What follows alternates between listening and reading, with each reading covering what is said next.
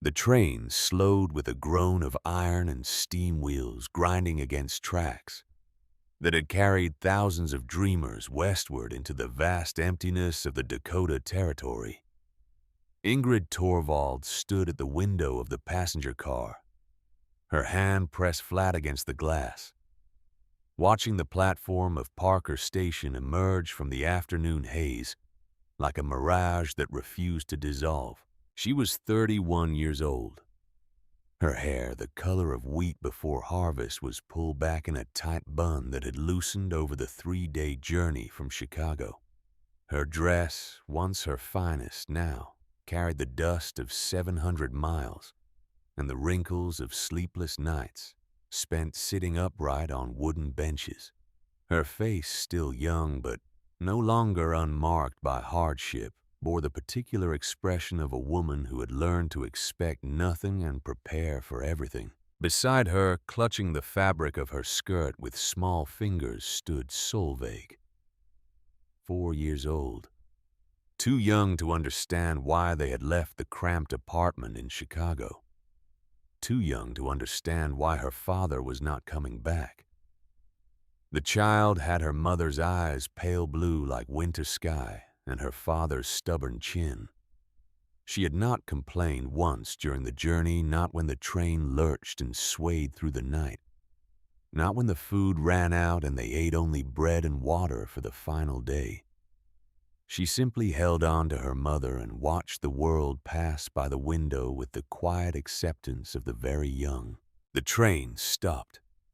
Steam hissed from beneath the cars, like the breath of some great beast finally allowed to rest.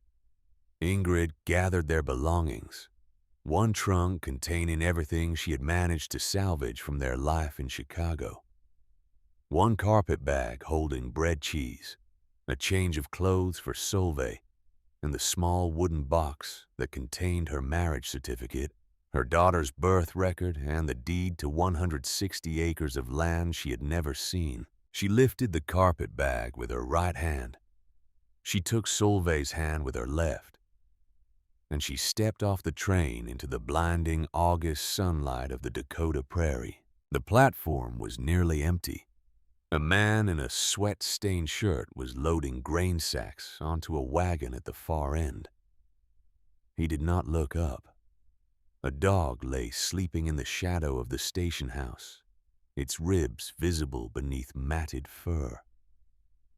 The air smelled of dust and dry grass, and something else, something vast and empty that Ingrid would later learn to recognize as the smell of distance itself.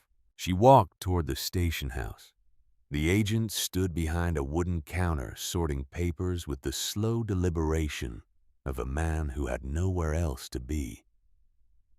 He was perhaps 50 years old, his face weathered by decades of prairie wind, his eyes the flat gray of river stones.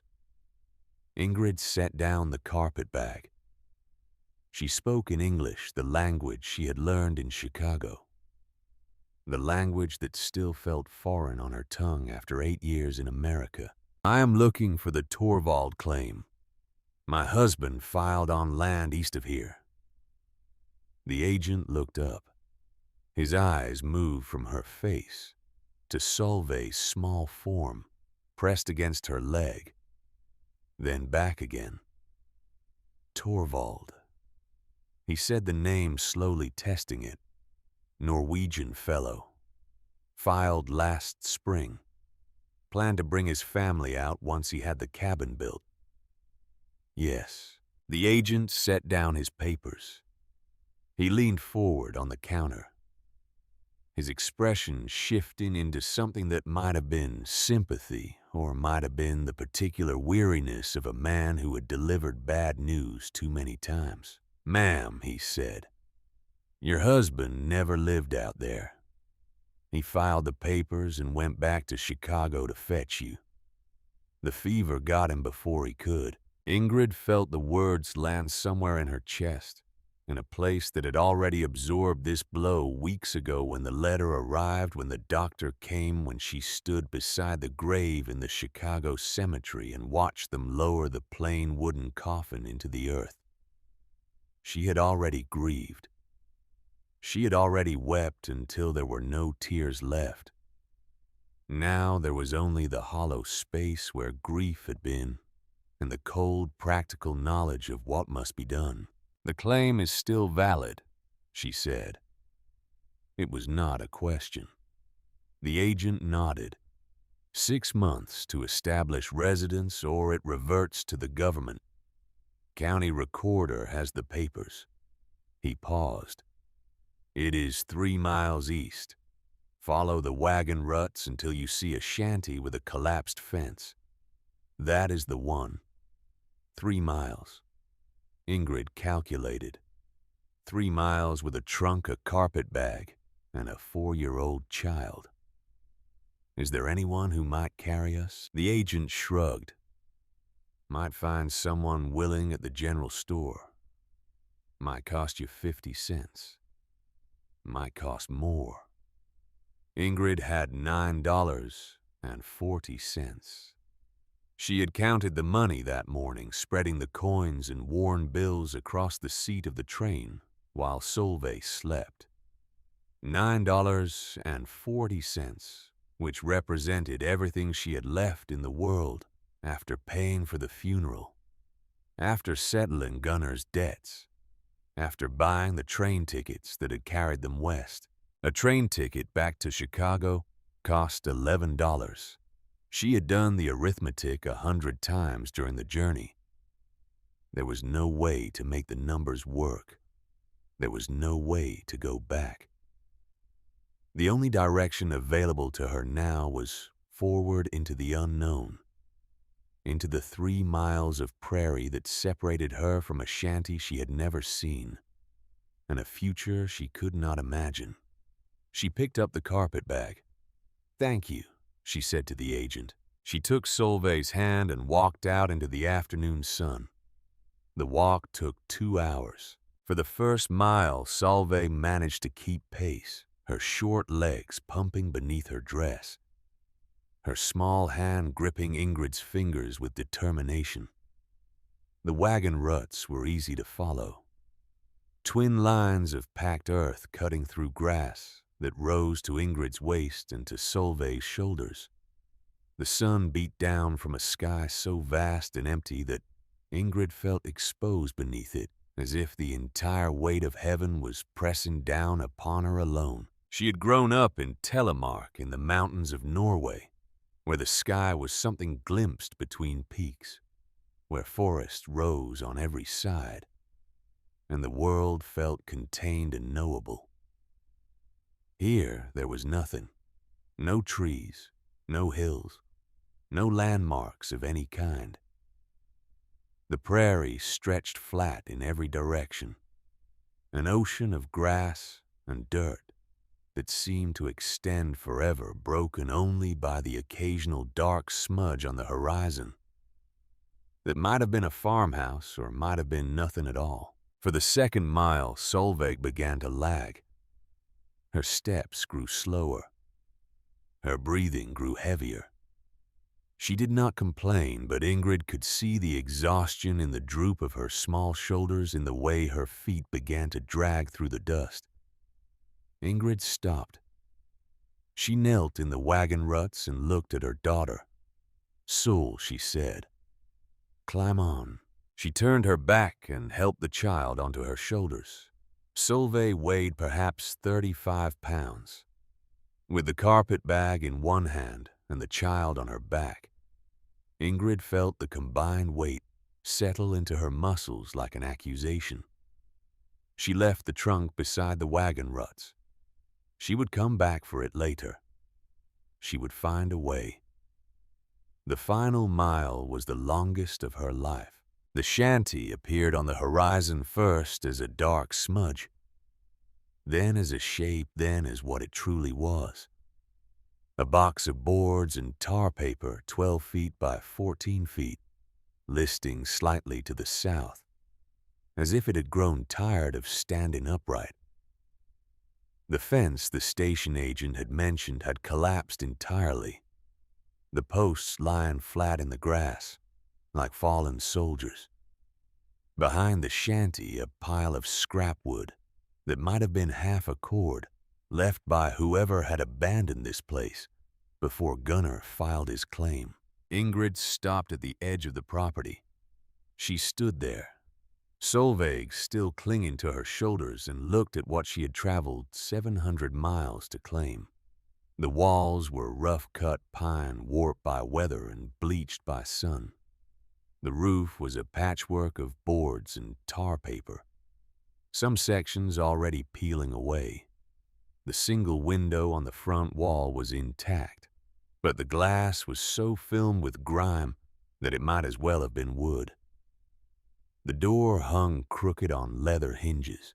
This was the homestead. This was what Gunnar had died trying to give them. Ingrid set Solveig down. She walked to the door and pushed it open.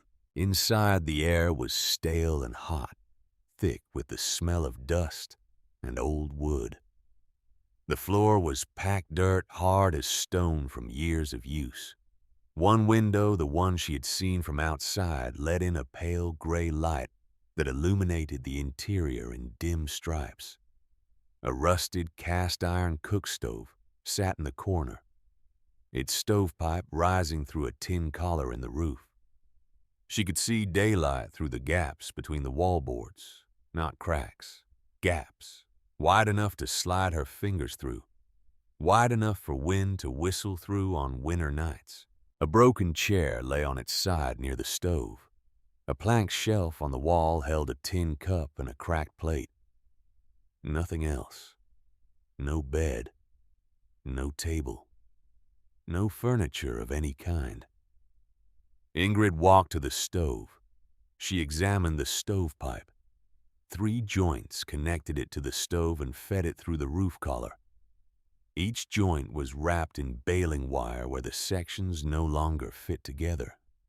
The wire was rusted brown and flaking. When she touched the pipe, it wobbled in its collar like a loose tooth. She counted the gaps in the walls.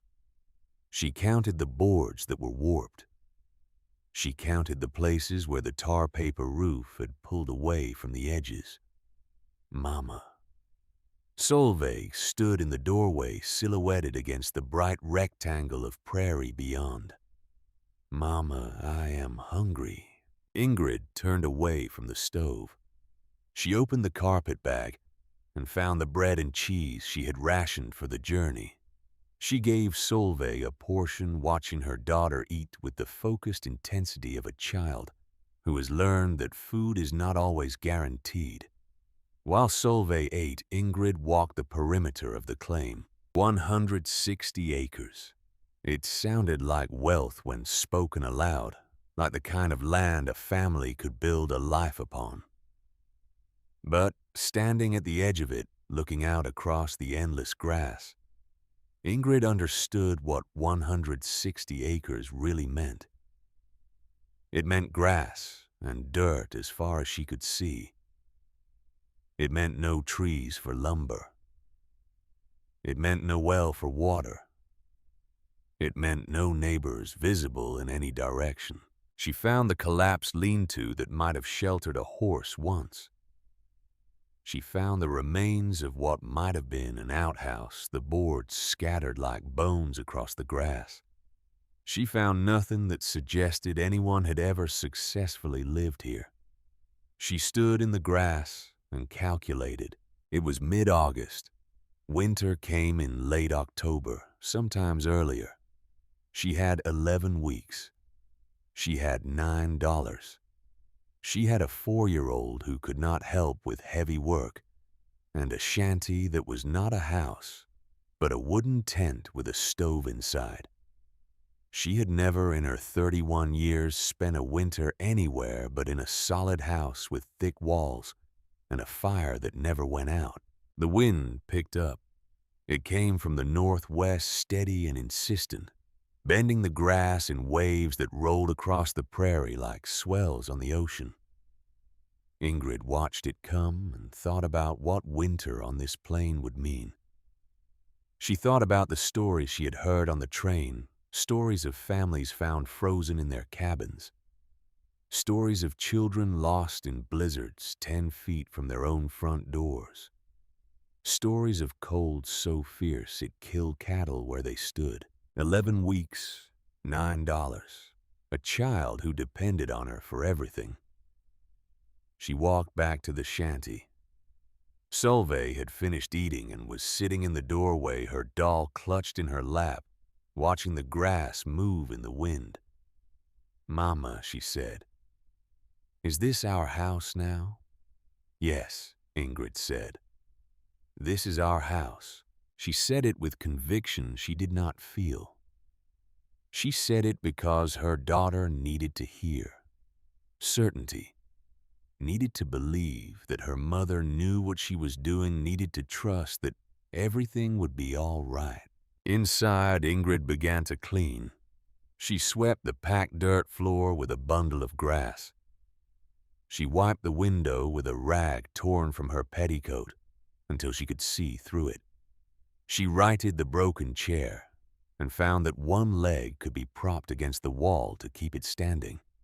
She examined every inch of the stove, every joint of the pipe, every gap in the walls. By evening, she had a list in her head of everything that was wrong with the shanty. It was a long list. It was a list that would require money and materials and skills she did not possess. She fed Solveig the last of the cheese. She made a bed of blankets in the corner, farthest from the door, spreading everything she had brought on the dirt floor. She lay down with her daughter pressed against her side and stared at the ceiling at the strips of daylight still visible through the gaps in the roof, and tried to think of what to do next. Sleep came eventually, but it brought no rest. 3 days later, a rider appeared on the horizon. Ingrid saw him coming from a mile away, a dark shape moving against the pale morning sky. She had spent the 3 days since her arrival trying to make the shanty livable. She had stuffed rags into the worst gaps in the walls. She had gathered enough dried grass to start a fire in the stove, though she had not yet tested whether the stovepipe would carry the smoke out or fill the cabin with it. She had walked back along the wagon ruts to retrieve her trunk, carrying it on her back for the final half-mile, because her arms had given out. Now she stood in the doorway and watched the rider approach. He was perhaps 55 years old, maybe older, with a face like weathered wood and hands that had done decades of hard work. He rode a gray mare that looked as worn as he did its coat dull, its head hanging low. He wore no hat despite the August sun, and his hair was thin and gray and plastered to his scalp with sweat. He did not smile when he reached the shanty. He did not offer pleasantries. He dismounted, tied the mare to a collapsed fence post, and walked past Ingrid into the cabin without asking permission. She followed him inside. Solveig was playing with her doll in the corner, arranging small stones in patterns on the dirt floor. She looked up at the stranger but did not speak. The man tested the stovepipe with his hand. It wobbled. He examined the gaps in the walls, pressing his palm against one and feeling the wind push through. He counted the wood stacked behind the cabin, his lips moving silently. Then he turned to Ingrid. "You are the Torvald widow." His voice was flat, not hostile, simply stating a fact. "I am Ingrid Torvald, yes." He nodded slowly. "I am Einar Knutsen. I farm the claim 1.5 miles north of here." He looked around the cabin again, his eyes lingering on the gaps, the stove, the pile of blankets where Ingrid and Solveig slept. "Your husband was a fool to file on this claim, and a bigger fool to leave you holding it." Ingrid felt the words land, but she did not flinch. She had heard worse. She had thought worse herself in the darkest hours of the night. "This is not a house," Knutson continued. "This is a coffin waiting to be nailed shut. It is what I have." Knutson walked to the stove. He examined the pipe joints again, running his finger along the rusted baling wire.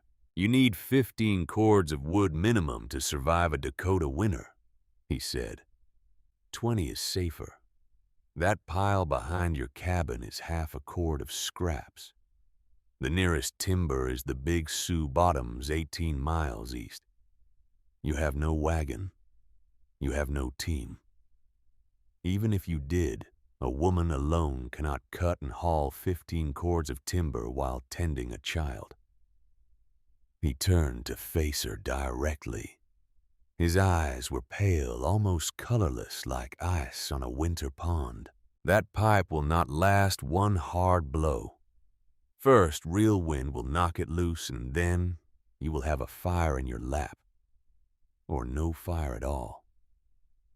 "I can repair it," Ingrid said. "With what?" More baling wire. She did not answer. There was no answer to give. Knutson moved toward the door. He stopped beside Solveig, looking down at the child for a long moment.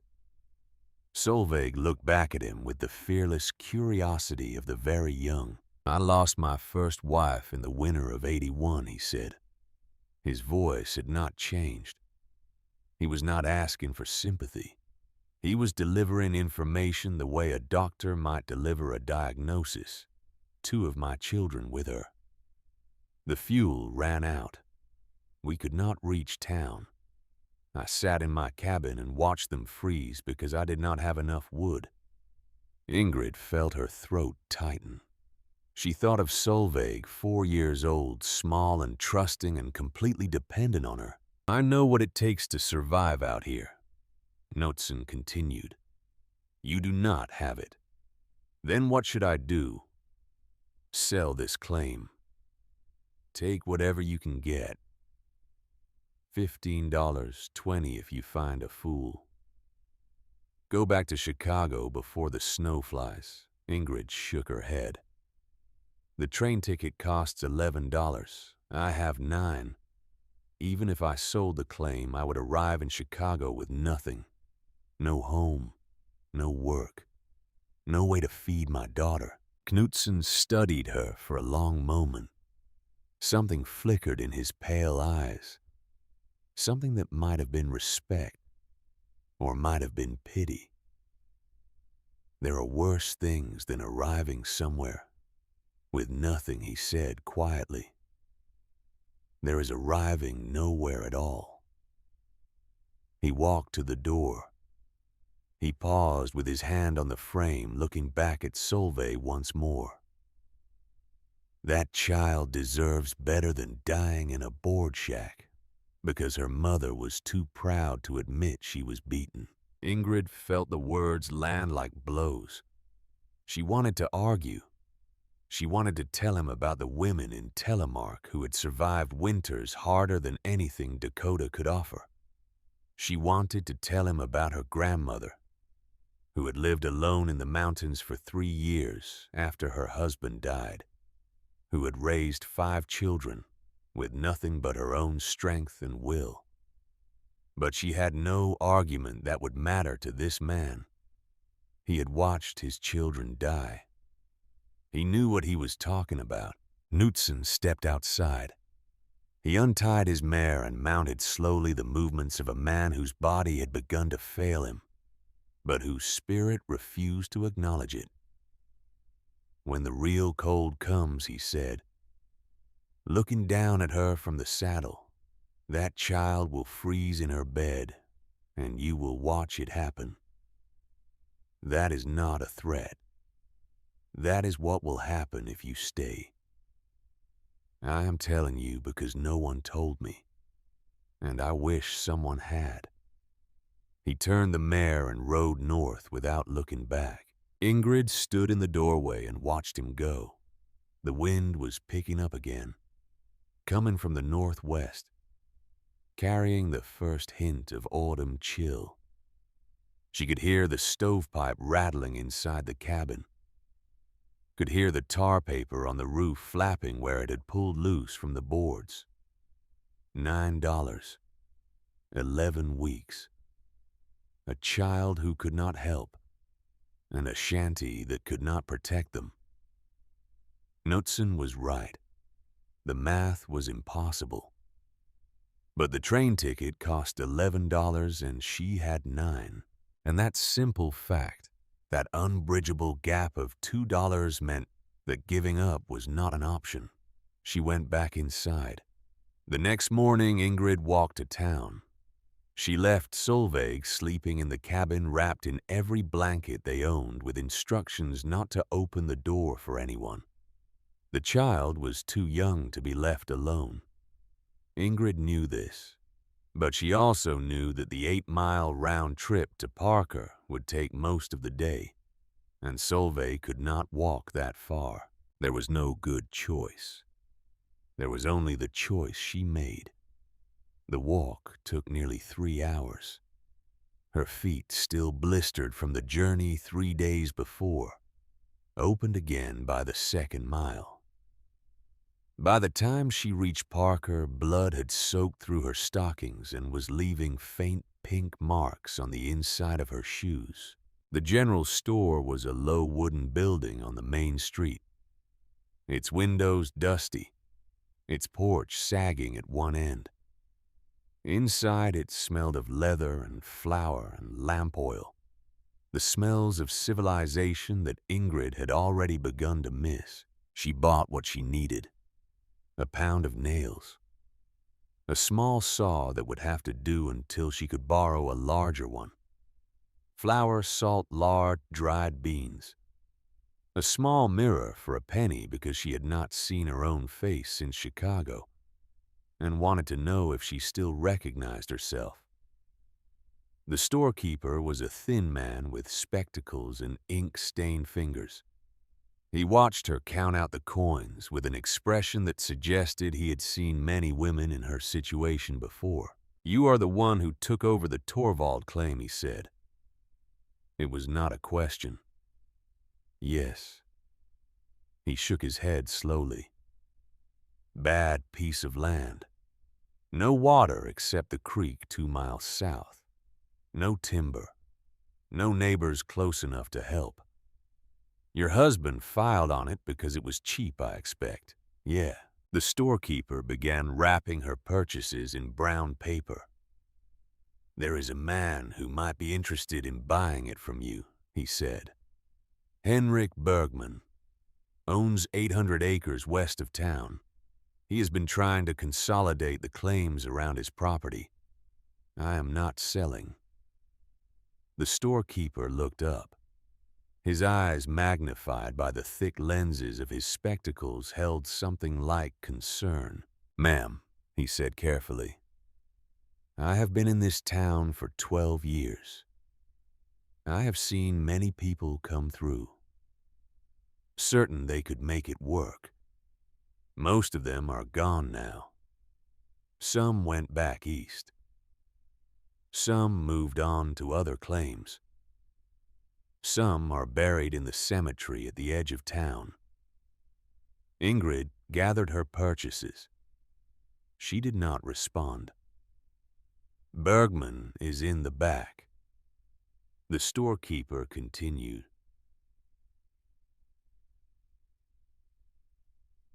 "If you want to speak with him." She did not want to speak with him, but she had learned in her years of marriage to Gunnar that sometimes it was better to know what you were facing than to be surprised by it later.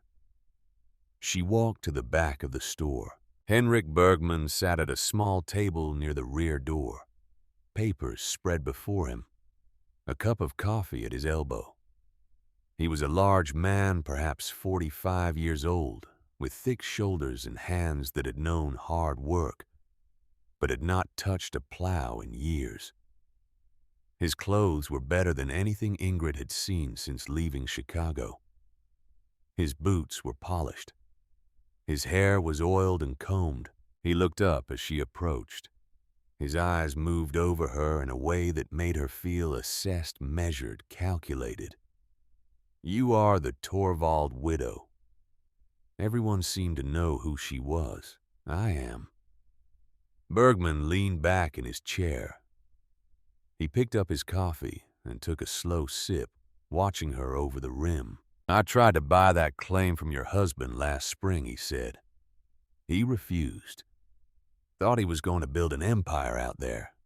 He smiled, but there was no warmth in it. Fever took him before he could learn how foolish that dream was. Ingrid said nothing. "I will make you the same offer I made him. $15 for the claim. Enough for a train ticket back to Chicago and a few dollars left over to start fresh." "I am not selling." Bergman set down his cup. He studied her for a long moment, his eyes hard and calculating. "Mrs. Torvald," he said slowly, "I have been farming this land for 20 years. I have seen droughts that killed every crop in the territory. I have seen blizzards that buried houses to the rooftops. I have seen grasshoppers eat every green thing from horizon to horizon." He leaned forward. "I have also seen many people like you. People who think they can survive on will alone. They cannot. Will does not keep you warm when it is 40 below. Will does not feed a child when the food runs out. Will does not dig you out when the snow buries your cabin and you cannot reach the door." "I am not selling," Ingrid repeated. Bergman smiled again. The smile did not reach his eyes. "Very well," he said. He turned back to his papers as if she had already left the room.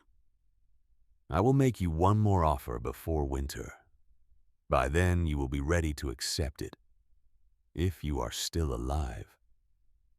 Ingrid turned and walked toward the door. "Mrs. Torvald." She stopped but did not turn around. Bergman's voice followed her smooth and cold. "Mark my words, and I want everyone in this store to hear them. By February, that claim will be empty. You can build all the dreams you want out there. When that stovepipe goes, and it will go, you will find out what cold really means." She walked out of the store. She did not cry. Not then.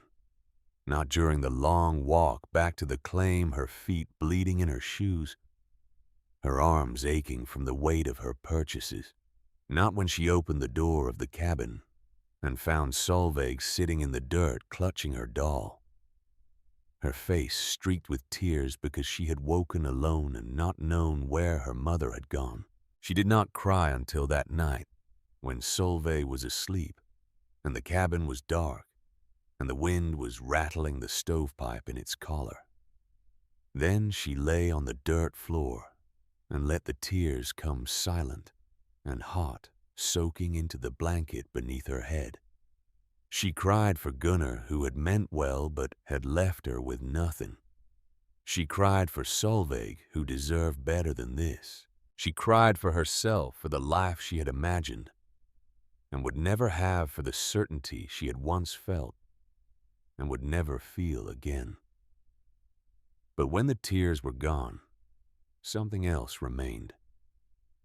Knutson's words echoed in her mind. "That child will freeze in her bed, and you will watch it happen." Bergman's words echoed alongside them. "When that stovepipe goes, you will find out what cold really means." They were both right. She knew they were right. The math was impossible. The odds were overwhelming. Everything she had been told about surviving a Dakota winter pointed to the same conclusion: she would fail. But lying there in the dark, listening to Solveig's soft breathing beside her, Ingrid felt something shift inside her chest. She would not let her daughter freeze. She would not give Bergman the satisfaction of watching her fail. She would find a way even if no one believed it was possible. And then, as if summoned by her determination, a memory rose unbidden from somewhere deep in her mind. A memory of her grandmother's house in Telemark, of the corner of the main room where a wooden box stood against the wall. A box 6 feet long, 4 feet high, with doors that closed to seal you inside. Her grandmother had called it a skepticism, a box bed. On the coldest nights, when the fire burned down to embers and frost formed on the inside of the windows, the family would climb into the skepticism and wake warm. The box holds your heat, her grandmother had said. The room loses it. Stay in the box. Ingrid sat up in the darkness. The shanty was 12 by 14 feet. Roughly 1,000 cubic feet of air to heat with gaps in every wall, letting that heat bleed away into the prairie wind. But a box, a small box, 6 feet by 3.5 feet by 4 feet, 84 cubic feet, 12 times smaller than the cabin. She could not heat the room. She understood that now. The stove was failing. The walls were worthless. No amount of fuel would keep this space warm if the pipe separated or the fire went out. But maybe she did not have to heat the room. Maybe she only had to heat the box. She lay back down, but she did not sleep. Her mind was racing, calculating dimensions, listing materials, imagining joints and hinges and door latches. The idea was forming in the darkness like a structure built from nothing, rising piece by piece from memory and desperation, and the stubborn refusal to accept what everyone told her was inevitable. By morning, she had a plan. It was a plan that would require every skill she possessed and many she did not. It was a plan that would take weeks of labor, with tools she did not own and materials she could not afford. It was a plan that Knudsen and Bergman and everyone else in the territory would call foolish impossible, the desperate fantasy of a woman who refused to accept reality. But it was a plan. And for the first time since stepping off the train at Parker Station, Ingrid Torvald felt something that might have been hope. She rose from the blankets. She looked at her daughter, still sleeping peaceful and trusting and unaware of the death that had been promised for her by men who had seen too many die. Solveig would not freeze in her bed. Ingrid would make sure of it. The box would hold the heat. The next morning, Ingrid walked to the Knudsen farm. It was 1.5 miles north across open prairie that offered no shade from the September sun. She carried Solveig on her hip for the final half-mile, the child's weight settling into her muscles like a familiar burden. The grass was beginning to turn the green, fading to gold at the tips, a reminder that summer was ending and time was running out. The Knudsen farm was everything her claim was not. A proper house built of sod, with a timber frame, its walls thick enough to hold back the winter wind. A barn that leaned but still stood. A chicken coop. A well with a wooden cover. Signs of life everywhere, of years of labor that had accumulated into something solid and real. A woman answered the door. She was perhaps 40 years old, with a face that had once been pretty, and was now simply weathered like wood left too long in the sun.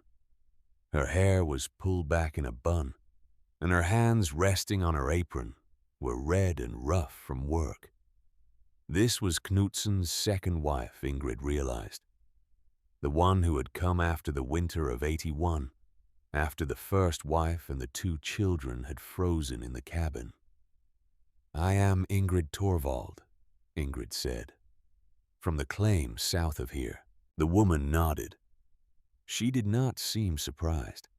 News traveled fast on the prairie, where neighbors were rare, and any new arrival was a subject of discussion. I am Britta Knutson. I need to borrow a saw, a handsaw. I will return it within the week. Britta studied her for a long moment. Her eyes moved to Solveig still clinging to Ingrid's neck, then back to Ingrid's face. What for building something? The words hung in the air between them. Britta did not ask what. She seemed to understand that some questions were better left unasked, that some answers would only lead to more questions that had no good responses. She disappeared inside the house. When she returned, she held a handsaw, its blade still sharp, its wooden handle worn smooth by years of use. Einar said you should sell and leave. I cannot afford to leave. Britta handed her the saw. Their fingers touched briefly, and Ingrid felt the roughness of the other woman's skin, the calluses that spoke of years of survival in this harsh place. Then I hope whatever you are building keeps you alive, Britta said. She did not sound hopeful. The sawing began that afternoon. Ingrid had found the wood the day before, half a mile south of her claim, where the remains of a small outbuilding had collapsed in on itself years ago. The boards were weathered but solid, pine mostly 1 inch thick, bleached gray by sun, and scoured clean by wind. She had counted enough for 2 walls, maybe 3, if she was careful with the cuts. She set the first board across 2 rocks and began to saw. The sound was wrong from the start. Her grip was uncertain, her angle imprecise. The blade caught and jumped, leaving ragged marks in the wood instead of clean lines. Sawdust flew into her eyes. The board shifted beneath her weight. She had watched men saw wood 100 times in Telemark in Chicago, had seen the smooth rhythm of their movements, the easy confidence of their strokes. Watching was not doing. By the end of the first hour, her hands were blistered. By the end of the first day, the blisters had broken open. By the end of the second day, the broken blisters had bled through the rags she wrapped around her palms, soaking the fabric until it was stiff with dried blood. But she had boards, enough boards for a box. She measured the southeast corner of the shanty, the corner farthest from the door where 2 walls met. She would use those existing walls as the back and one side of the box. She would build 2 new walls of pine and a door that hinged open. The design was simple because it had to be. She had no carpentry training. She had only memory, only desperation, only the image of her grandmother's scapsing that refused to fade from her mind. Every joint was a guess. Every angle was approximate. Every nail driven into wood was an act of faith that the structure would hold. Solveig watched from her corner, clutching her doll, her pale eyes following her mother's movements with quiet attention. Sometimes she brought water from the bucket. Sometimes she held nails in her small hands, passing them to Ingrid, one at a time when asked. She did not understand what her mother was building. She was 4 years old. She thought it was a special bed, a playhouse, a secret place just for them. And in a way, she was right. On the 4th day of construction, Britta Dahl appeared. She was a sturdy woman, 38 years old, with shoulders broad enough to carry buckets of water and hands strong enough to wring the necks of chickens. She and her husband Arvid farmed the claim adjacent to Ingrid's, though adjacent on the prairie meant their house was nearly 2 miles away. She had walked over, she said, because she had seen Ingrid hauling lumber across the grass and wanted to know what was happening.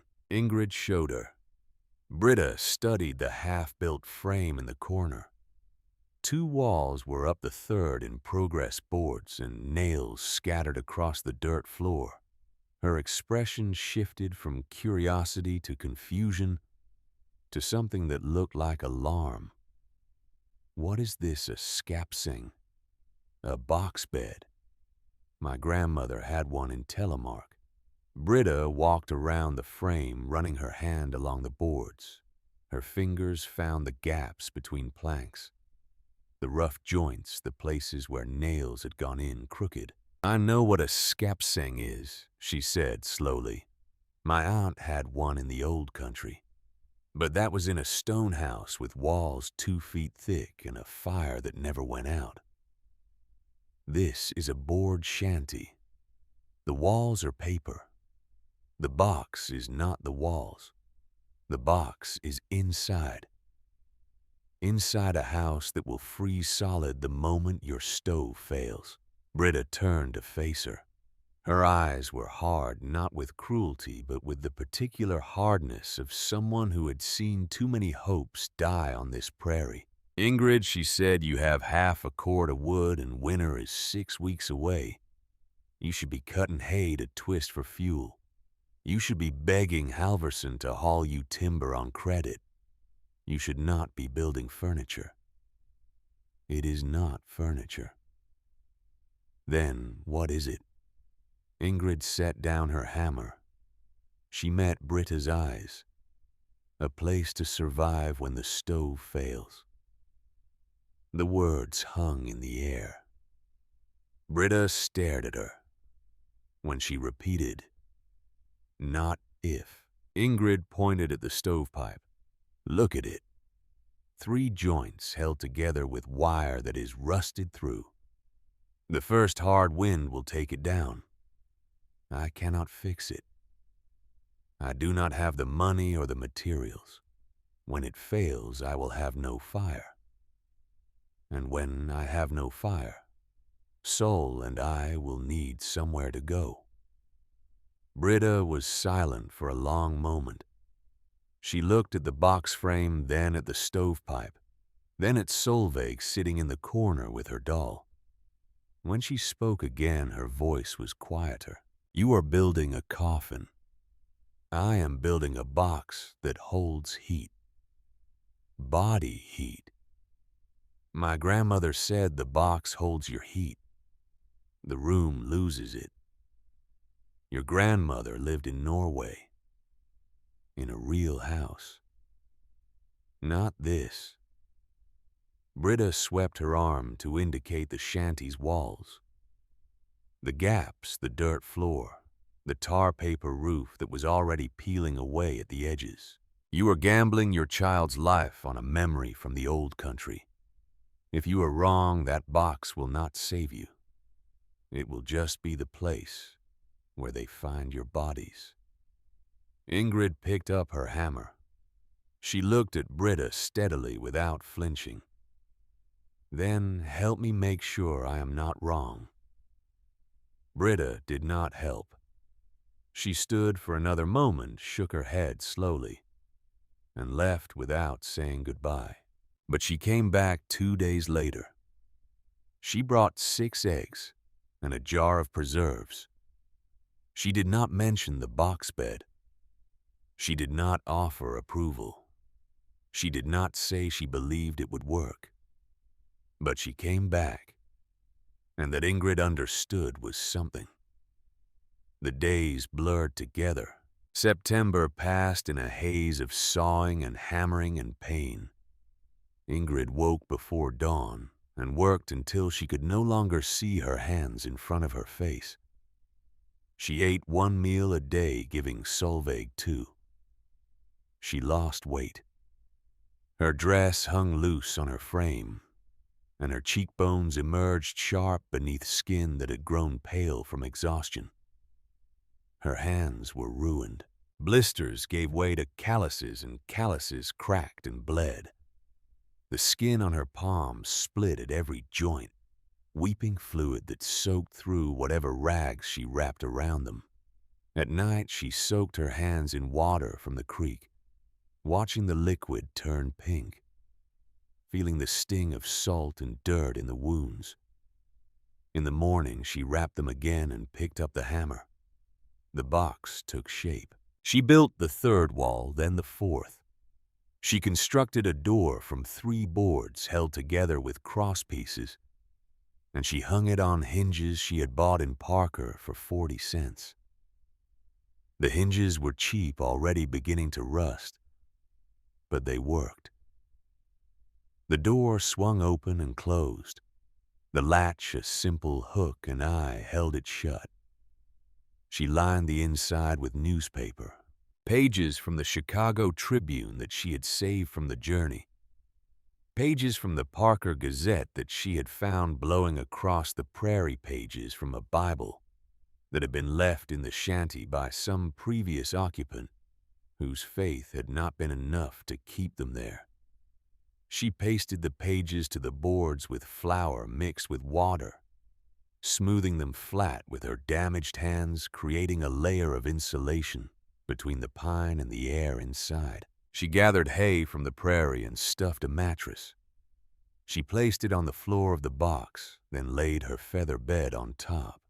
She arranged the blankets, the quilts, everything she had brought from Chicago, concentrating it all in this small space, 84 cubic feet. Everything she owned compressed into a wooden box, 6 feet long, and 3.5 feet wide and 4 feet tall. On the 15th day of October, she climbed inside with Solveig and closed the door. The air was cold at first, the same temperature as the cabin, which was already dropping as autumn settled over the prairie. Ingrid lay on her back with Solveig pressed against her side, the quilts pulled over them both, and waited. 10 minutes passed. The space was still cold. 15 minutes. Something was changing. Ingrid could feel it in the air around her face, a subtle shift from cold to less cold. 20 minutes. The space was warm, not hot, not comfortable, but warm.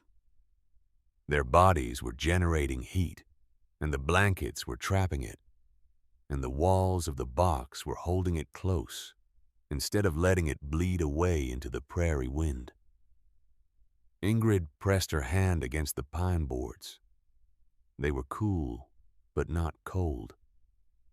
Not the biting cold of the cabin air. Mama Solveig said in the darkness, "It is warm." "Yes, I like it in here." Ingrid pulled her daughter closer. She felt the small body relax against her, felt the steady rhythm of the child's breathing, felt the warmth that was spreading through the enclosed space like a promise. The box worked. But the real test had not come. The setback came on October 29th. A windstorm swept across the prairie. Not a blizzard, not yet, but a hard plains wind that rattled the shanty and bent the grass flat and sent tumbleweeds rolling past the window like ghosts.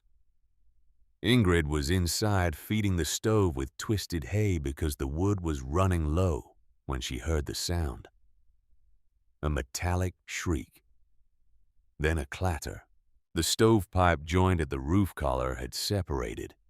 Smoke poured into the cabin, thick and gray and choking. Sparks shot up toward the gap where the pipe had been, orange embers swirling in the downdraft. Ingrid grabbed Solveig. She pulled the child to the door, pushed her outside into the wind, then turned back. The stove was still burning. If the sparks caught the tar paper roof, the whole shanty would go. Everything she had built, everything she had sacrificed, would burn to ash in minutes. She threw snow on the fire, handfuls at a time scooped from the small drift that had formed against the north wall, flung onto the coals until they hissed and died. The cabin filled with smoke. She could not breathe.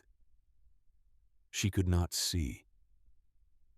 She worked by feel, by desperation, her damaged hands plunging into snow and then into fire until the flames were dead and the sparks had faded to nothing.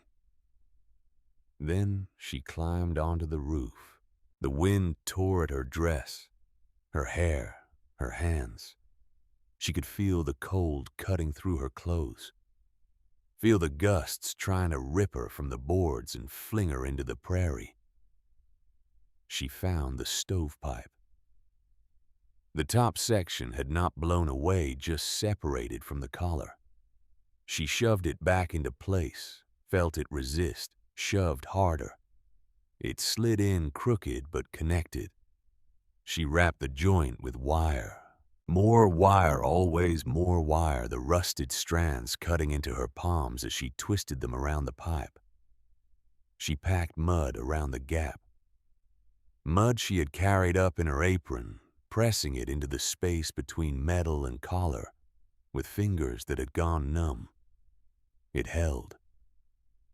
She climbed down, shaking, and found Solveig standing in the grass, with her doll watching.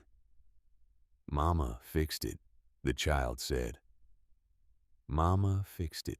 But standing there in the wind, her hands black with mud and her lungs burning from smoke, Ingrid knew the truth. It would not stay fixed. The joint was weaker now than before. The wire was a temporary measure.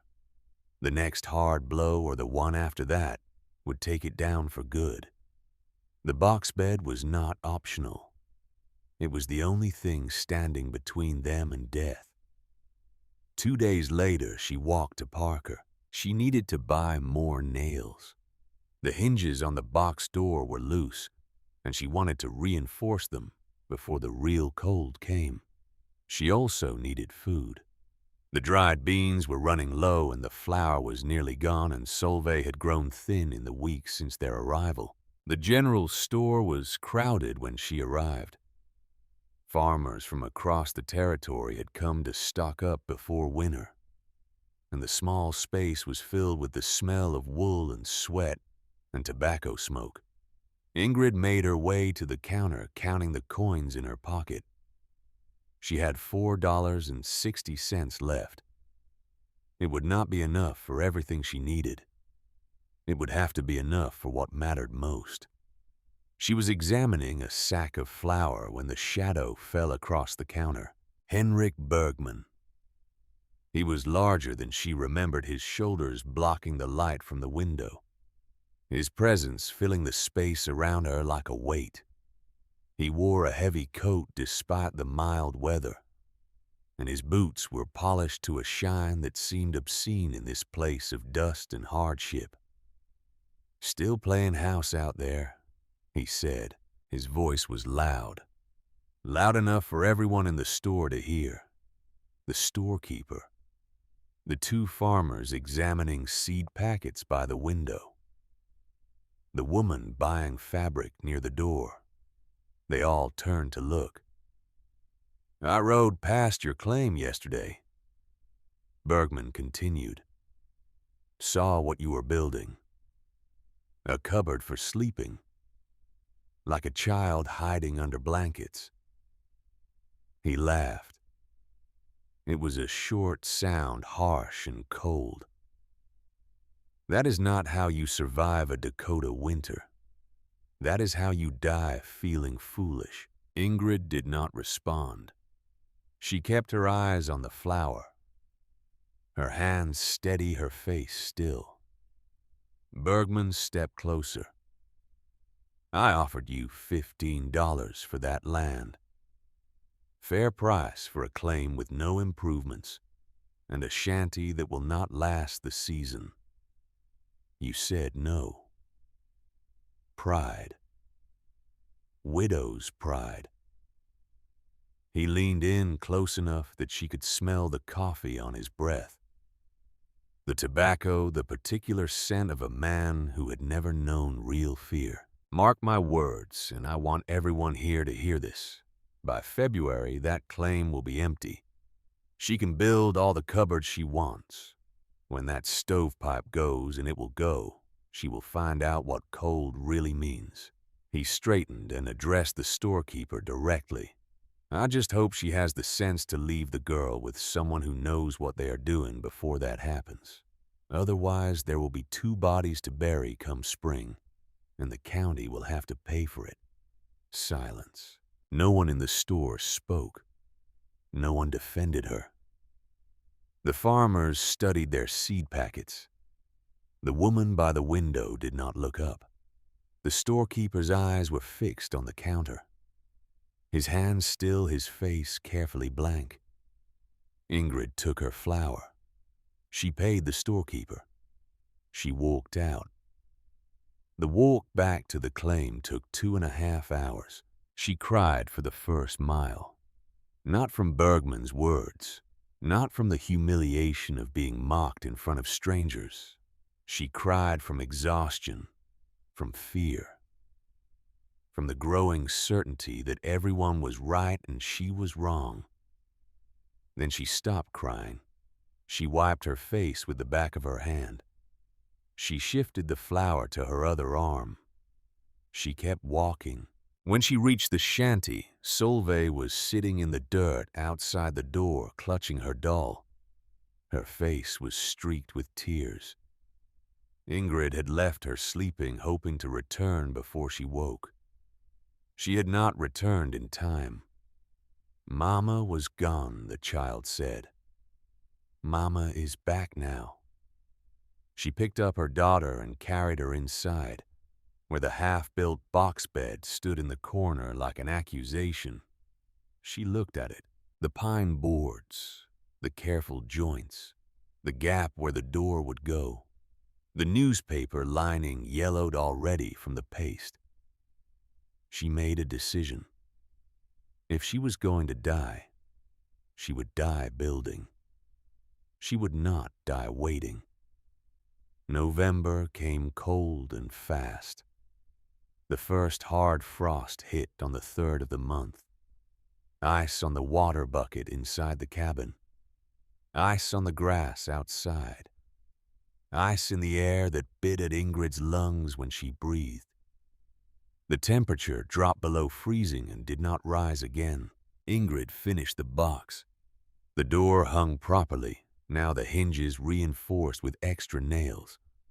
The latch worked smoothly, clicking into place when she pulled the door shut. The newspaper lining covered every inch of the interior walls, a patchwork of headlines and advertisements, and Bible verses that created a barrier between the pine and the cold. She tested it again. Every night she and Solveig climbed into the box and closed the door. Every night the space warmed around them. Every morning they woke without frostbite, without damage, without the terror that had haunted Ingrid's dreams since Knutsen's visit. The cabin temperature dropped as the weeks passed. 20 degrees, 15, 10. The water bucket froze solid. Frost formed on the inside of the window, thick enough that Ingrid could not see through it. The gaps in the walls let in wind that cut like knives. But inside the box, inside the blankets, inside the cocoon of wool and cotton and feathers and body heat, they woke warm, not comfortable. Ingrid's nose was cold. The air she breathed was cold. But her core was warm. Her torso, her legs wrapped around Solveig, the center of her body, where life persisted. Warm. She began to trust it. She stopped stoking the fire at midnight. She let it burn down to embers and climbed into the box. She slept through the night and woke without damage. The skeptics were still watching. Britta visited in late November. She looked at the thermometer on Ingrid's wall, then looked at Ingrid, then looked at the box bed in the corner. "It says 5 degrees in here," she said. "How are you not dead, the box?" Britta walked to the box and opened the door. She looked inside at the newspaper lining the straw mattress, the pile of blankets. She reached in and touched the pine boards. "It is warmer in here," she said slowly. She sounded surprised. She sounded like someone whose certainty had been shaken. "Body heat," Ingrid said. "The box holds it. The room loses it." Britta closed the door. She stood there for a long moment, her face unreadable. "You have been lucky," she said finally. "We have not had a real blow yet. Wait until the wind comes. Wait until it is 40 below. Then we will see." She left without saying goodbye, but she came back a week later with a jar of preserved vegetables and a pair of wool socks that she said her husband did not need anymore. She still did not say she believed the box would work, but she kept coming back. December arrived. The cold deepened. 20 below at night, 0 during the day. The kind of cold that froze water in the bucket and made the nails in the walls turn white with frost. The kind of cold that killed cattle and horses and men who wandered too far from shelter. Ingrid kept the fire burning during the day. She fed it twisted hay when the wood ran low, watching the flames consume the dry grass in seconds, providing heat that vanished almost as quickly. At night, she climbed into the box with Solveig and sealed the door and let the fire die. They survived. Night after night, week after week. The temperature outside dropped and dropped, and the cabin froze solid around them, and they woke warm. Einar Knutsen returned on the 3rd of December. He came with a wagon load of wood, a full cord split and stacked and ready to burn. He pulled the wagon up to the shanty and began unloading without a word. Ingrid came outside. "I cannot pay for that.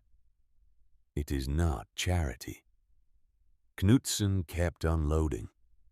His movements were slow but steady, the movements of a man who had done this work so many times that his body no longer needed his mind to guide it. "I am buying the 2 hens," he said. "You have a cord of wood for 2 hens. Fair trade." It wasn't a fair trade. A cord of wood was worth $2. 2 hens were worth 50 cents on a good day. But he had framed it as trade, not charity. She could accept it without surrendering her pride. Y. Knutsen set down the last armload and straightened. He was looking at the shanty at the corner where the box bed was visible through the open door. "I saw what you built," he said. "I walked over last week when you were in town." He paused. His pale eyes were distant, seeing something beyond the shanty, beyond the prairie, beyond the present moment. "It is well made," he continued. "The joints are solid. The door fits tight." Another pause. "My mother had one in Norway," he said, quietly. "A skepsing. She said it saved her life twice. Once when she was a girl, and the fire went out in a storm. Once when she was old and too weak to carry wood." Ingrid watched his face. The hard lines had softened slightly. Something moved beneath the surface, something that looked like memory, like regret. "I did not think of it when Ingrid died," he said. My first wife. Her name was Ingrid, too. He shook his head slowly. I had forgotten, or I thought it was old country nonsense that did not apply here. I thought I knew better. He met her eyes. Maybe I was wrong. Maybe you were wrong. We will find out when the cold comes. The real cold. He climbed onto his wagon. If you survive the winter, he said, I will say I was wrong. I hope I get to say that. He drove away. Ingrid watched him go, then began stacking the wood behind the cabin. 3 cords now. Still 12 short of what she needed. But 3 was better than 2. January arrived. The temperatures dropped further. 30 below. 35. The cold had a weight to it now. A physical presence that pressed against the shanty walls and seeped through every crack. The stovepipe rattled constantly, the joints working loose a little more with every gust of wind. Ingrid watched it. She watched the wire fray. She watched the gaps widen. She watched the metal shift in its collar a 1/4 inch at a time, working toward the inevitable failure. She could do nothing about it. She had no money left for repairs. She had no materials. She had only the box in the corner and the hope that it would be enough.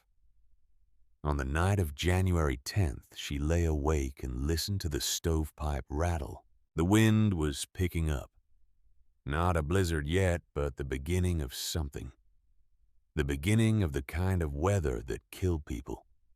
She could feel it in the air, in the way the temperature was dropping, in the way the stars had disappeared behind a wall of cloud that had moved in from the northwest.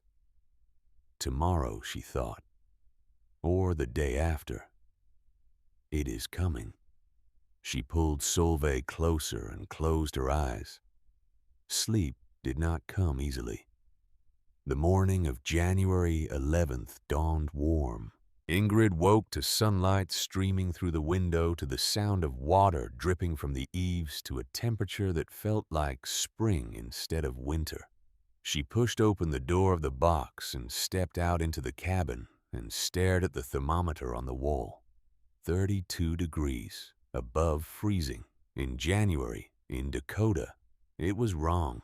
She had seen this before in the stories the old people told in Telemark. They called it the wolf's breath. The warmth before the worst storms. The wolf exhales warm to lure you out, then bites. She walked to the stovepipe and examined it. 2 of the 3 joints were loose. The baling wire was frayed and rusted. The mud packing had cracked and fallen away. 1 hard gust, she thought. Maybe 2. That was all it would take. She went outside. The snow that had been packed hard for weeks was turning to slush. Water dripped from every surface.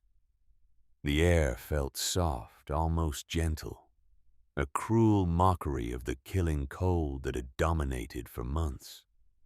Ingrid looked to the northwest. The horizon was clear. Blue sky, bright sun, the kind of day that made you forget what winter meant. But she did not forget. That evening, she brought extra bedding into the box. She filled the water bucket and set it just inside the box door, where she could reach it without leaving the enclosed space. She put the last of the bread and a jar of lard on the shelf above the box, within arm's reach. She told Solveig tomorrow, if Mama says go to the box, you go right away. Do not ask questions. Just go. Solveig nodded. She had learned in the months since their arrival to take her mother seriously. She did not understand everything that was happening, but she understood that tone of voice. She understood that some things were not negotiable. That night, Ingrid lay awake and listened to the wind shift. It came from the northwest now, carrying a different smell. Sharp, metallic, cold. The wolf was exhaling its last warm breath. Tomorrow, the bite would come. The morning of January 12th, 1888, dawned warm and bright. The temperature was above 30 degrees. Remarkable for January. Impossible to trust. Ingrid hung laundry on the line outside the cabin. The sheets flapped in the gentle breeze, white against the blue sky. Solveig played in the mud, delighted by the warmth, her laughter carrying across the empty prairie. For a few hours it felt like the winter might end early. It felt like everything Ingrid had feared might never come to pass. It felt like hope. Then she looked to the northwest. The horizon was changing. A dark line had appeared where the sky met the prairie. Not a cloud exactly. A wall. A solid wall of something that was moving toward them faster than anything Ingrid had ever seen move. She had heard about this. The old-timers talked about it the way the storms came on the plains. Not gradually like in the mountains, all at once. One moment clear, the next moment white. The wall was closer now. She could see it churning. See the snow inside it, moving horizontal. See the darkness at its heart. Soul. Her voice was calm. She could not afford to panic. Go inside now. The child looked up from the mud. But Mama, I am playing now. Solveig heard something in her mother's voice, something that made her drop the stick she was holding and run for the door without another word. Ingrid grabbed the sheets from the line. She grabbed the water bucket she had left outside. She ran for the door. Behind her, she could hear it coming. A sound like a train, like a roar, like nothing she had ever heard before. They made it inside. Ingrid slammed the door. And then the storm hit. The shanty shook. Ingrid had never felt a building move beneath her feet. But the shanty moved now. The walls flexed inward, then outward. The boards groaning against nails that had not been driven deep enough. The whole structure swayed against the force of the wind leaning south, then north, then south again like a ship caught in a storm at sea. The sound was not wind anymore. It was a roar, a scream, a solid wall of noise that made thinking impossible, that filled every corner of the cabin and pressed against Ingrid's skull until she thought her head would split open. She had heard storms before. She had heard the winter gales that swept down from the mountains in Telemark, had heard the thunder of summer storms in Chicago. This was different. This was sound as a physical force sound that had weight and substance, sound that could kill. Through the window she could see nothing. Not the yard, not the sky, not her own hand when she pressed it against the glass.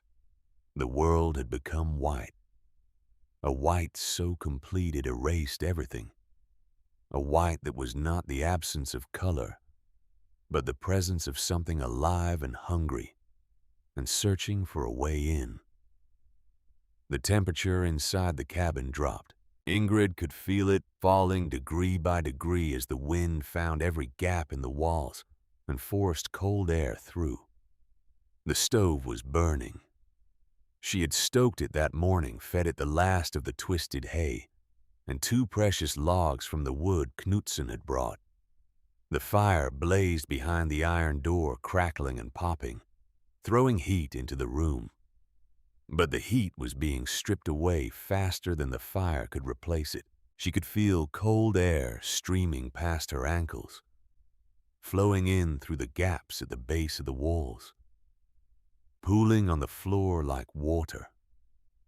Solveig pressed against her leg, silent, her eyes wide, her small hand gripping the fabric of Ingrid's dress so tightly that her knuckles had turned white. "It is all right," Ingrid said. She was lying. They both knew she was lying. Ingrid moved to the stove.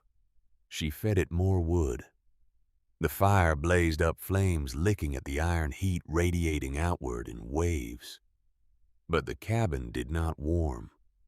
The wind was stealing the heat before it could spread, pulling it through the walls, through the gaps, through the places where the tar paper had pulled away from the boards.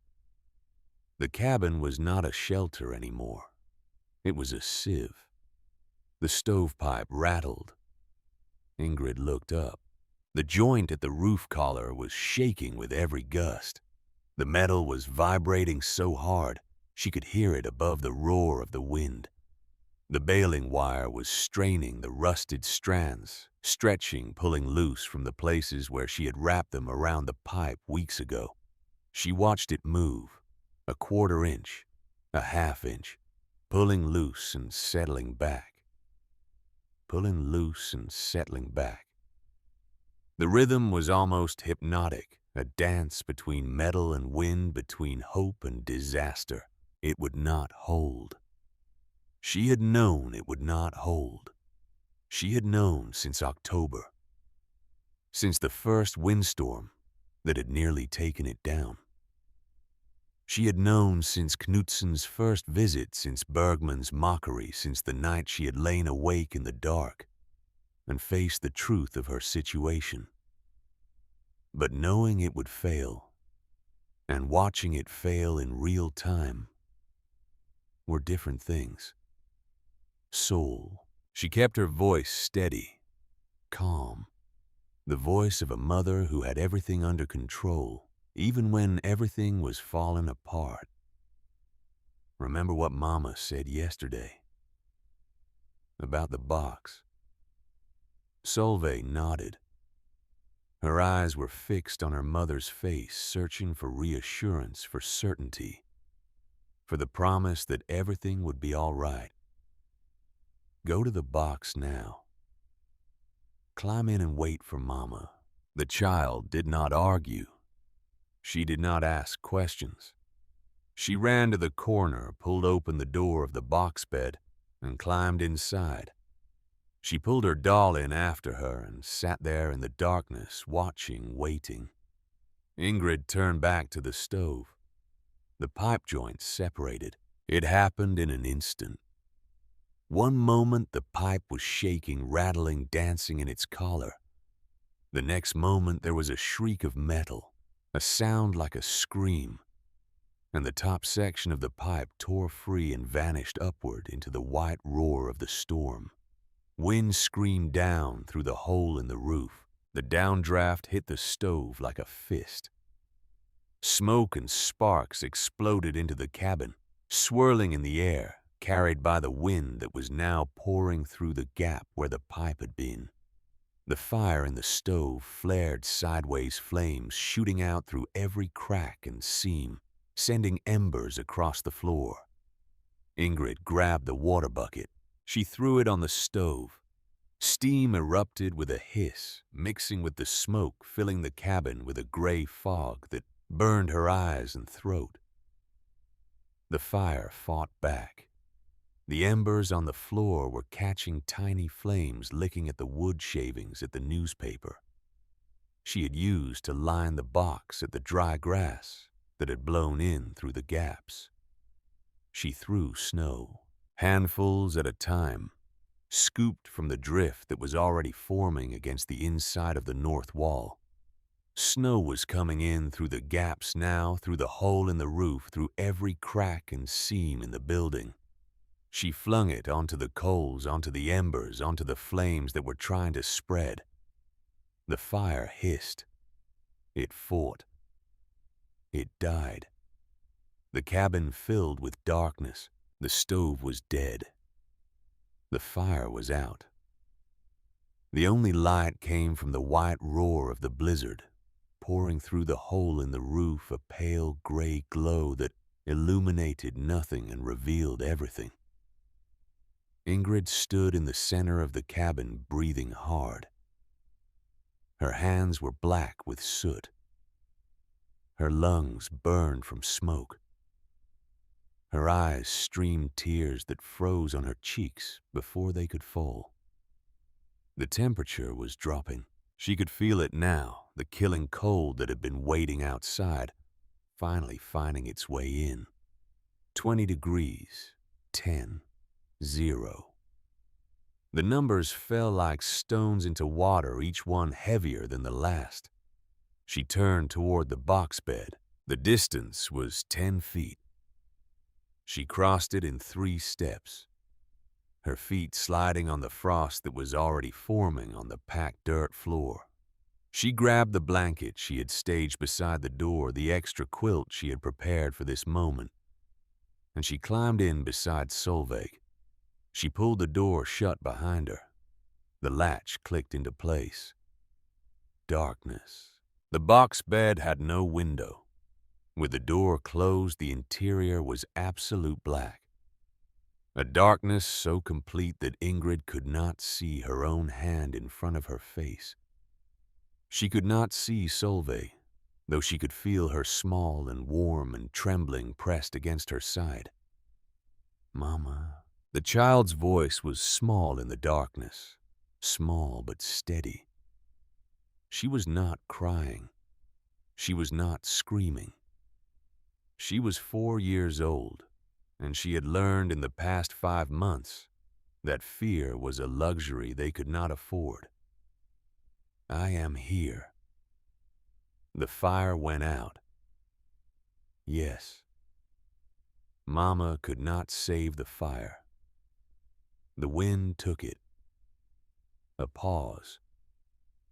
Then, what do we do? Ingrid arranged the blankets by feel. The straw tick mattress was beneath them, still holding the warmth from previous nights.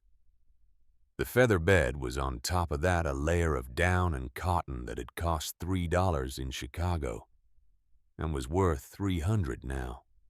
She layered the wool blankets over them both, then the quilts tucking the edges under their bodies to seal in the warmth. She pulled the top quilt over their heads, leaving only a small gap for air. "We stay in the box," she said. "We stay warm. We wait." How long until the storm stops? A pause. The wind howled outside, muffled by the walls of the box, but still audible, still present, still hungry. When will it stop? Ingrid did not know. She did not say that. "When it is ready," she said. Solveig was silent for a moment. Then, in a voice that was barely a whisper, "Mama, I am cold." She was cold. Ingrid was cold too. The air inside the box was the same temperature as the cabin, which meant it was already below freezing and dropping fast. 20 degrees. 15. 10. The cold was seeping through the pine boards, through the newspaper lining, reaching for them with fingers of ice. Outside the box, through the walls of the shanty, the wind screamed. Ingrid could hear snow hissing against the boards, could hear the structure groaning, could hear crashes in the distance that might have been trees falling or buildings collapsing or cattle dying on their feet. But inside the blankets, inside the cocoon of wool and cotton and feathers, something was happening. Ingrid could feel it. The small space was beginning to warm. Her body was generating heat. 98 degrees of warmth radiating outward through her skin, through her clothes, into the air around her. The blankets were trapping it. The feather bed beneath them was insulating from the cold floor. The quilts above were sealing in what their bodies produced. 5 minutes passed. The trembling continued. The cold pressed in. Ingrid pulled Solveig closer, wrapping her arms around the small body, sharing warmth. 10 minutes. The trembling began to ease. Solveig's breathing slowed the rapid, panicked gasps, giving way to something more measured, more steady. 15 minutes. The space inside the blankets was noticeably warmer now. Not warm enough, not comfortable, but warmer. The killing edge of the cold had been blunted. 20 minutes. Ingrid pressed her hand against the pine boards of the box. They were cool, but not cold. Not the biting cold of the cabin air. The newspaper lining was working, creating a barrier between them and the frozen world outside. 30 minutes. Solveig stopped shivering. Her small body relaxed against Ingrid's chest, the tension draining out of her muscles. Her breathing became slow and even, the breathing of a child who had decided to trust her mother completely. Mama. Yes. It is warm now. It was. The box was working exactly as her grandmother had promised. Exactly as Ingrid had hoped. Exactly as she had gambled everything on. The walls held the heat close. The small volume, 84 cubic feet instead of 1,000, meant their bodies could warm the air faster than the cold could steal it away. The cabin outside the box was freezing, dropping toward 0, toward 10 below, toward 20 below, toward the deadly temperatures that would freeze exposed flesh in minutes, that would turn blood to ice and stop hearts in their chests. But inside the box, inside the blankets, they were surviving. Ingrid closed her eyes. She did not sleep. She could not sleep. Not with the wind screaming and the building shaking, and the knowledge of what was happening outside pressing against her mind. But she rested. She held her daughter. She listened to the steady rhythm of Solveig's breathing and let it anchor her to the present moment, to the simple fact of their survival. The night stretched on. Time lost meaning in the darkness. Ingrid could not see the clock on the shelf, could not see anything. She measured time by the rhythm of the wind, by the intervals between the worst gusts, by the slow warming of the air inside the blankets, and the slow cooling of the air in the box when she lifted the quilt to breathe fresh air. The temperature inside the box dropped as the night went on. She could feel it. The cold pressing in, seeping through the pine walls, through the newspaper lining, reaching for them. But the cold could not reach far enough. The blankets created a barrier. Their bodies created heat. The math held. She thought about Knutson's warning. When the real cold comes, that child will freeze in her bed. The real cold had come. 40 degrees below 0, she would learn later. Cold enough to kill cattle where they stood. Cold enough to freeze men solid 15 feet from their own front doors. Cold enough to stop the heart of anyone caught outside without shelter. But Solveig was not freezing. Solveig was warm pressed against her chest, breathing slow and even asleep in the darkness. The child was alive. The child would stay alive. At some point, midnight perhaps, or later, Ingrid heard a crash outside. Close, loud. The sound of something large breaking apart, wood splintering, structure collapsing. She tensed, waiting for the shanty walls to give way, waiting for the box to be torn open and the cold to rush in. But the walls held. The box held.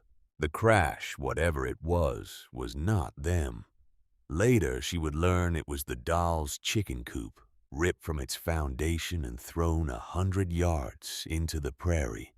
Later, she would learn that the doll family had spent the night huddled around their stove, burning furniture to stay alive, losing 3 fingers between them to frostbite. But in that moment, in the darkness, all Ingrid knew was that the crash had not been them.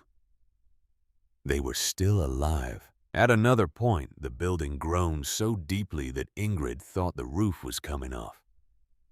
She wrapped her arms tighter around Solveig and braced herself for the end, for the cold to pour in and take them both. But the groan faded. The roof stayed. The box bed sat in its corner, holding its warmth, holding its occupants while the world outside tried to kill them. Ingrid did not sleep. She could not, but she rested. She waited. She kept Solveig warm, and slowly, impossibly, the night began to pass. The longest night of Ingrid Torvald's life ended with silence. She noticed it gradually, the wind dying down, the roar fading, the building no longer shaking. The silence was so complete, so sudden, that it felt like deafness, like her ears had stopped working, like the world had ended and left nothing behind. She lay in the darkness, listening, afraid to move, afraid the storm would return. But it did not return. She waited another hour, or what felt like an hour. Then she pushed back the quilts and reached for the door of the box bed. The latch was cold against her fingers, cold enough to sting, cold enough to burn. She pressed it, and the door swung open. The air that hit her face was brutal. She gasped involuntarily, her lungs seizing her throat, closing against the cold that rushed into them. The air was not air anymore. It was something solid, something with weight and edges, something that cut. The cabin was dark. The window was buried in snow, the glass invisible behind a wall of white. The only light came from the cracks in the walls, faint gray strips that illuminated nothing but the frost on every surface. She could see her breath, thick and white, pluming in front of her like smoke from a fire that had long since gone out. She could see the frost on the walls, on the floor, on the dead stove, on the shelf, on the chair. Everything was coated in white, a layer of ice crystals that sparkled faintly in the dim light. The water bucket beside the box door was a solid block of ice. Ingrid had filled it the day before, had set it there in case they needed water during the night. Now it was a sculpture, a monument to the cold that had filled the cabin while they slept. She looked at the thermometer on the wall. The mercury was at the bottom of the scale below the lowest number printed, somewhere south of 30 below, maybe 40. Cold enough to kill exposed flesh in minutes. Cold enough to freeze a person solid in an hour. She looked back at Solveig. The child was still wrapped in blankets, still warm, blinking awake in the gray light. Her cheeks were pink. Her eyes were clear. She showed no signs of frostbite, no signs of damage, no signs that she had spent the night in a cabin that had dropped to 40 below zero. "Mama," she said, "is the storm over?" "Yes, the storm is over. Can we get up now?" Ingrid looked around the cabin, at the frost, at the ice, at the dead stove and the hole in the roof where the stovepipe had been. They should be dead. Everyone said they should be dead. The fire had gone out 18 hours ago. The cabin had been opened to a storm that killed cattle standing up and froze men solid 15 feet from their front doors. By every calculation, by every piece of advice Ingrid had been given, she and Solveig should be corpses. They were not corpses. They were alive. They were warm. The box had held. She could not leave the cabin. The door was blocked. Snow drifted above the handle, packed solid by the wind. The window was buried. Even if she could dig out, the temperature outside was killing cold, and she had no way to warm back up if she went out.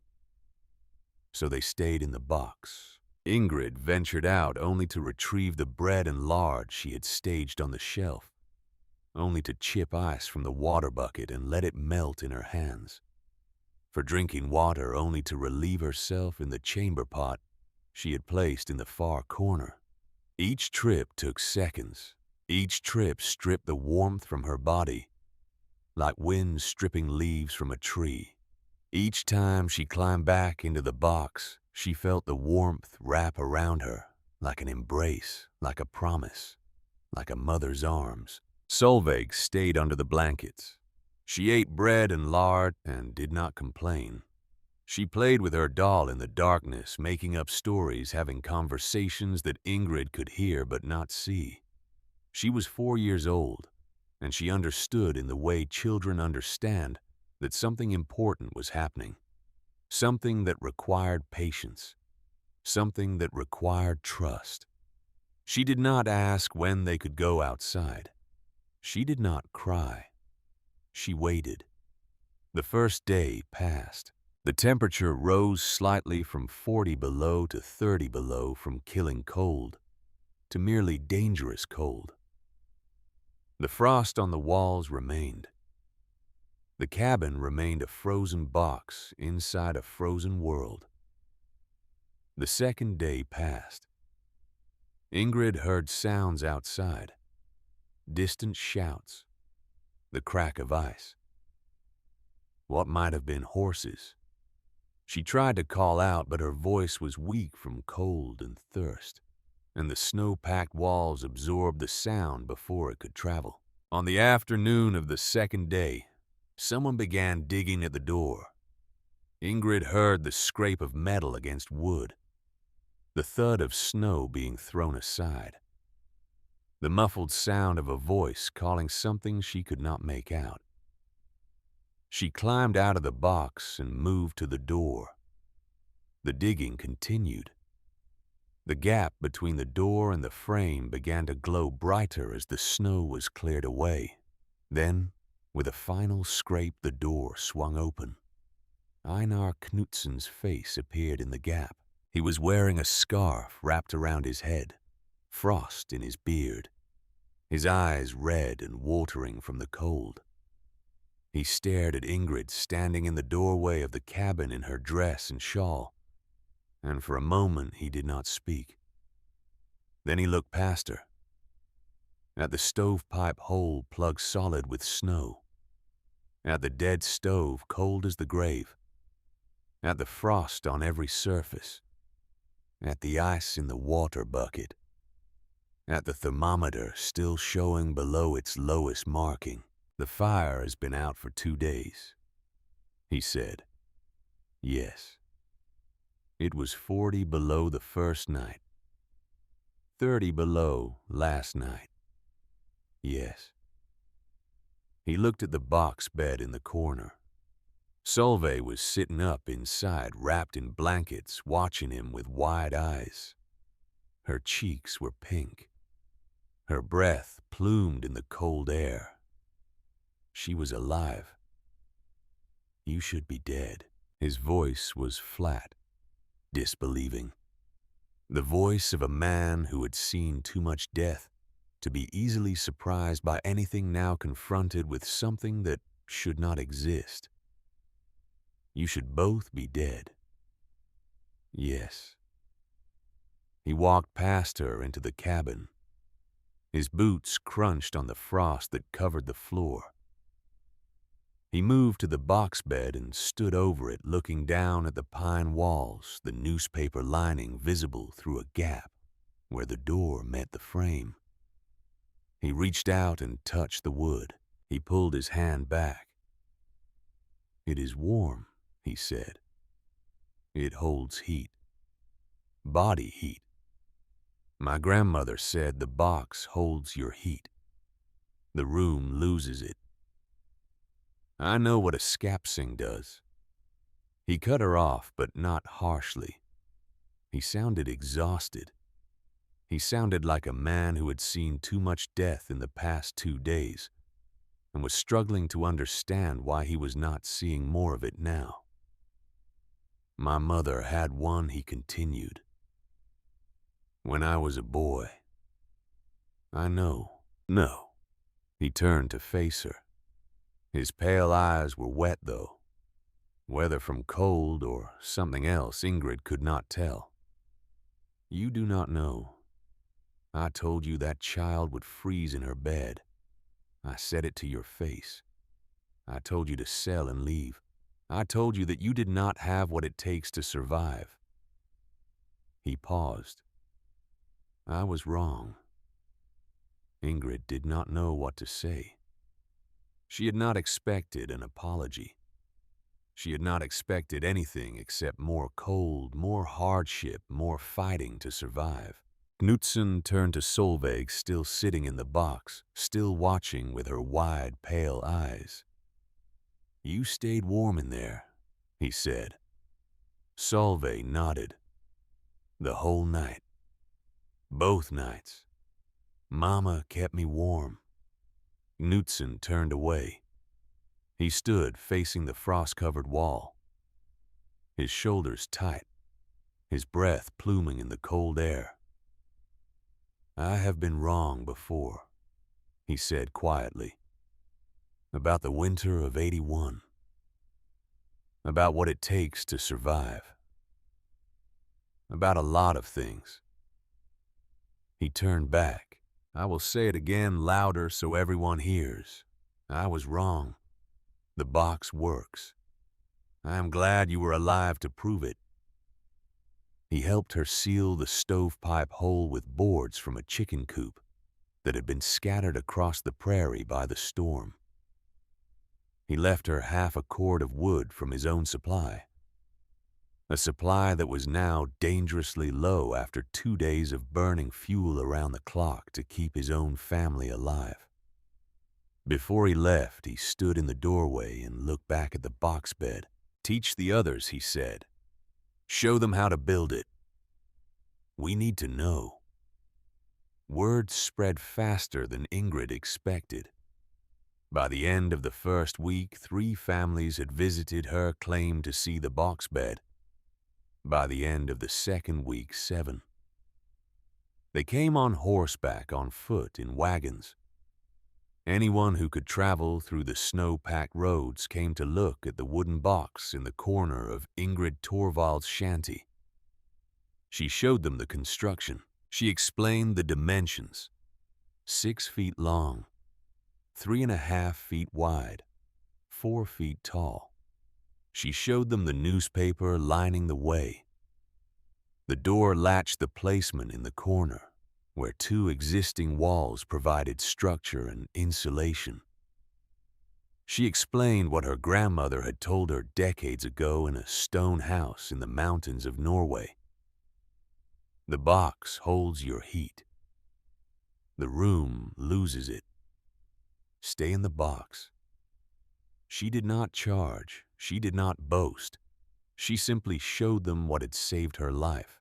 Britta Dahl came on January 20th. Her husband Arvid was with her. His right hand bandaged, 2 fingers gone to frostbite after he had wandered into the whiteout trying to reach his barn. He had survived.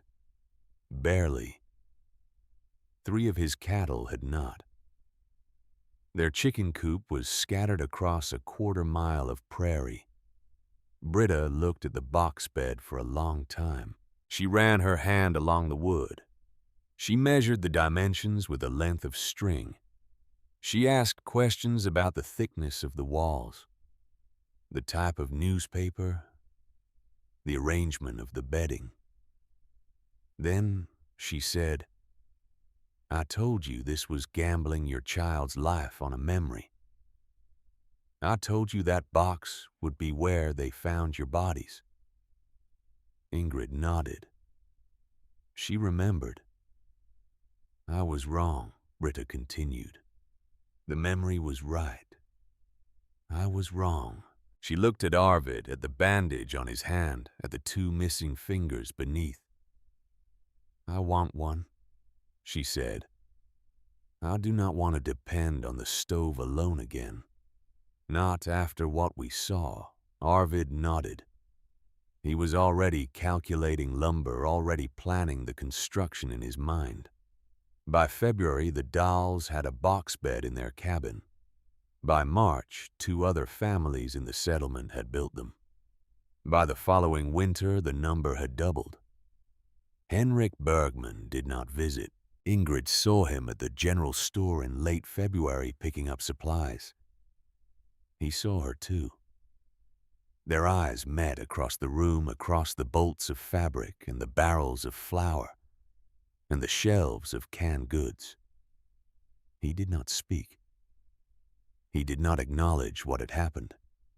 He did not admit that his prediction had been wrong, that his mockery had been misplaced, that the woman he had dismissed as a fool had survived a storm that killed 235 people across the prairie. He turned away and continued his conversation with the storekeeper as if she were not there. Later, she heard what he told others. Luck. The storm was not as bad at her place as elsewhere. She was lucky, and luck runs out. He never admitted he was wrong. He never built a box bed. He never acknowledged that a widow with $9 and a failing stovepipe had survived a storm that killed his own livestock and left his ranch buried under 6 feet of snow. That was all right. Ingrid did not need his acknowledgement. She had Solveig. She had her claim. She had the box in the corner that had kept them alive. Some victories did not require the defeated to admit defeat. By the spring of 1888, at least 12 families in Turner County had built box beds. Ingrid showed each one the dimensions, the construction method, the placement in the corner. She never charged. She never asked for credit. When asked why she shared freely, she said, "My grandmother never charged my mother to teach her. I cannot charge you." The design varied slightly from cabin to cabin. Some used curtains instead of doors. Some built them larger for families with more children. Some added small shelves inside for candles or water. But the principle remained the same. A small enclosed space holds body heat better than a large room. When the fire fails, the box survives. The settlers stopped calling them scapsings after a while. That was an old country word difficult for English speakers to pronounce, foreign-sounding in a land that was trying to become American. They called them Ingrid's boxes for a time. Then simply box beds. Then they stopped naming them at all. They were just part of how things were done. Ingrid proved up her claim in 1892, 5 years after filing. She never remarried. Men asked. A widow with land was valuable on the prairie, was sought after, was propositioned by farmers who needed wives to cook and clean and bear children. She always declined. She had Solveig. She had the homestead.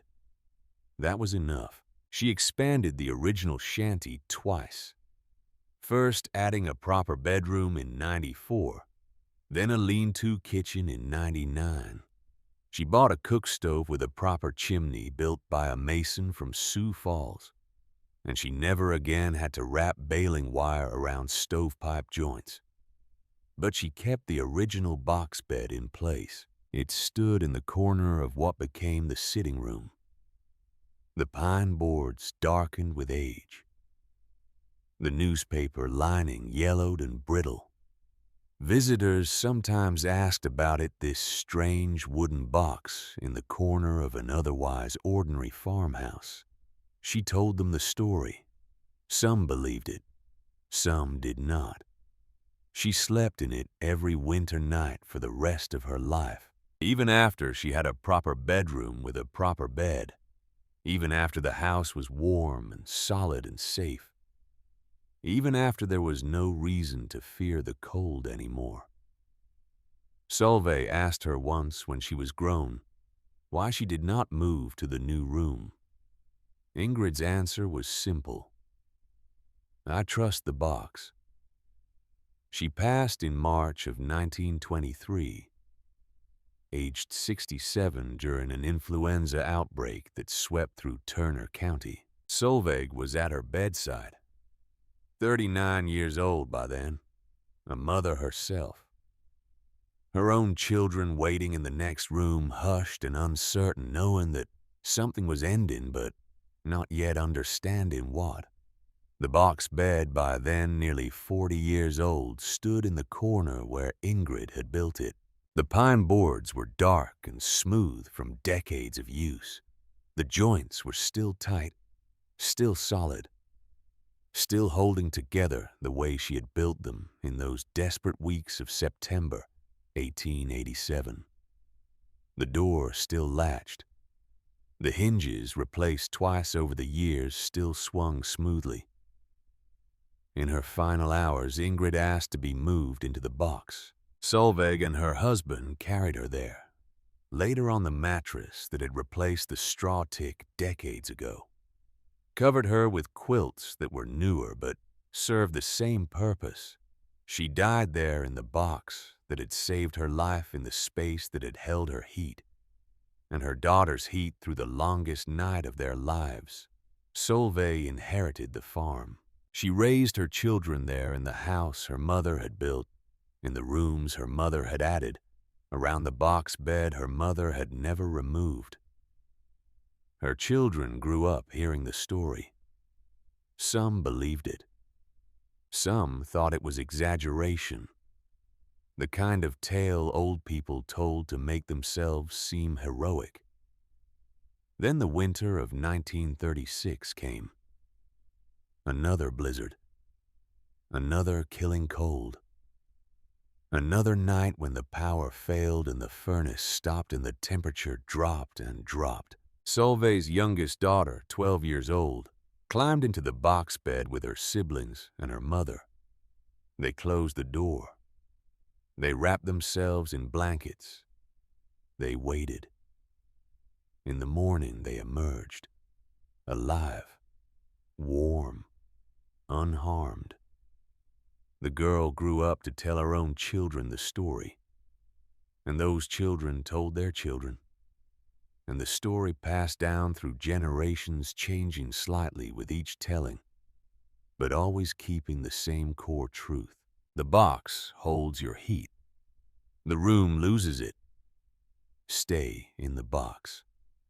On January 12th, 1888, the temperature dropped 40 degrees in 3 minutes. Einar Knudsen had told Ingrid Torvald plainly in August of the year before what would happen to her and her daughter when the cold came. When the real cold comes, he said that child will freeze in her bed, and you will watch it happen. The real cold came. 40 degrees below zero. Wind that killed cattle standing up and froze men solid 15 feet from their own front doors. 235 people died across the prairie that night, maybe more. Teachers lost students who wandered into the whiteout trying to reach home. Farmers lost wives and children and livestock. Entire families were found frozen in their cabins, huddled around dead stoves, their fuel exhausted, their hope extinguished. Ingrid Torvald's fire went out. Her stovepipe tore loose and vanished into the storm. Her cabin opened to the killing wind. She climbed into a wooden box, 6 feet long, 3.5 feet wide, 4 feet tall. A box she had built with her own hands, with borrowed tools, with bleeding palms and stubborn will. A box that everyone said was foolish. A box that everyone said would fail. She pulled her daughter close. She closed the door. 18 hours later, when Knutson dug through the snow and pushed open the cabin door, he found what he expected to find.